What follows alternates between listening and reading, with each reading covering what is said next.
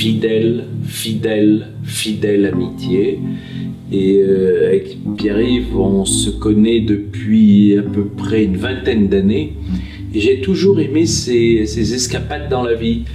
Et j'aime faire des émissions où à chaque fois, je trouve le prétexte pour pouvoir raconter une histoire.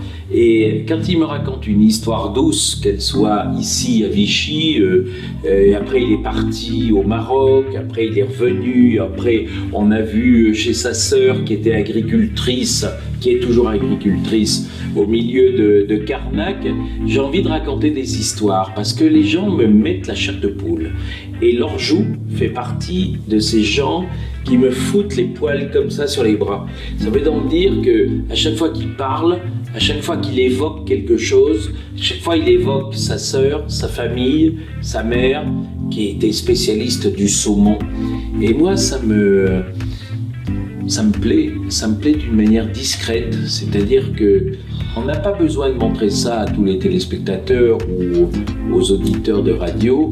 On a affaire simplement à coudre des petites histoires autour de lui parce qu'il sait tellement bien mener les choses discrètes de la vie, quoi. C'est-à-dire qu'il a un métier qui est cuisinier, mais être cuisinier, c'est un prétexte pour lui.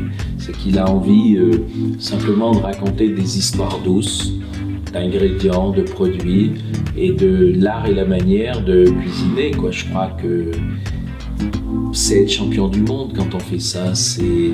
On peut aller aux Jeux Olympiques de Londres, on aura la médaille d'or parce que simplement on est tellement proche des autres que ça fait du bien par où ça passe.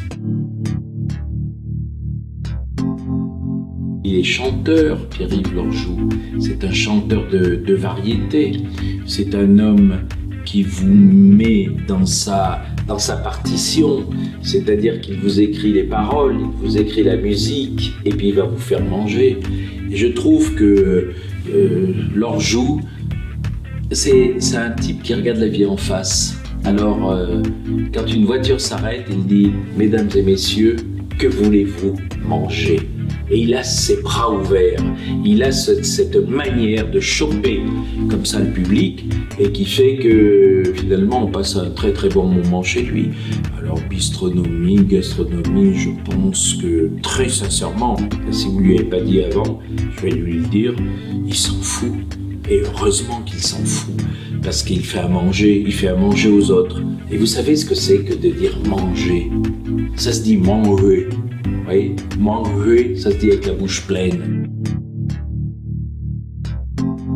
Je crois qu'on désapprend la cuisine, on ne l'apprend pas.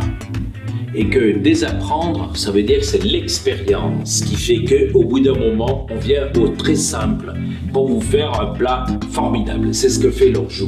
Il fait des plats formidables parce qu'il a la vie en face de lui et il dit « je n'ai plus de temps à gaspiller. Allez hop, je fais la cuisine. » Et vous vous rendez compte le matin quand on se lève et on dit « allez hop, je fais la cuisine. » Quel bonheur! Quel bonheur!